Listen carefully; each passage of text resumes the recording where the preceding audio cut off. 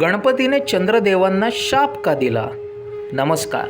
गणपतीने चंद्रदेवांना दिलेल्या शापाची कथा आज आपण ऐकणार आहोत. तर झालं असं की कुबेराचं गर्वहरण करून कुबेराच्या घरून जेव्हा गणपती जेवून कैलास पर्वतावरती परतत होते तेव्हा खूप खाल्ल्यामुळं गणपतीचं पोट हे टम्म भरलेलं होतं, ज्याच्यामुळे श्री गणेशाला थोडीशी सुस्ती येऊ लागली होती बरं का. आणि गणपतीला त्या अवस्थेमध्ये फिरणं जरा कठीणच झालं होतं. अशातच फिरताना गणपतीचा तोल जाऊन तो अडखळून खाली पडला.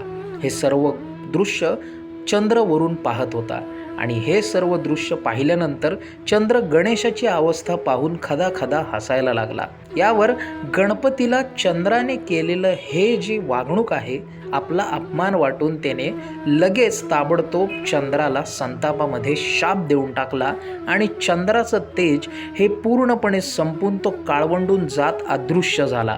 चंद्राला कळालं की आपण चुकीच्या जागी शहाणपणा दाखवलाय आणि आपली चूक कळून तो गणेशाच्या पायावर कोसळला. त्याने गणपतीची क्षमा मागायला सुरुवात केली आणि त्याच्या या गयावयाला दयावान गणेशाने त्याची कणव आल्यामुळे लगेच उशापसुद्धा देऊन टाकला. श्री गणेशाने चंद्राला सांगितलं की जरी मला हा शाप परत घेता आलेला नाही तरी मी तुला उशाप देतोय. 15 दिवस तू अदृश्य होत जाशील, मात्र नंतरच्या 15 दिवसातच तू कलेने पूर्ण स्वरूपात येशील आणि अशाच प्रकारे तुझं पूर्ण चक्र मी आजपासून सुरू करतोय. आणि अशा प्रकारे आपल्याला दिसतं की अमावस्या पौर्णिमेची जी पद्धत आहे ती चंद्राला गणपतीमुळे भोगावी लागते. अर्थातच चंद्राने केलेला शहाणपणासुद्धा याला कारणीभूत आहे.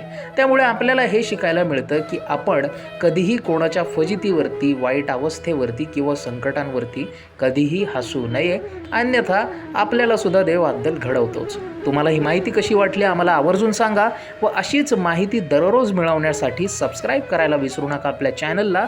हा व्हिडिओ लाईक करा, जास्तीत जास्त गणेश भक्तांपर्यंत हा व्हिडिओ शेअर करा आणि पाहत रहा. धन्यवाद. जय गणेश.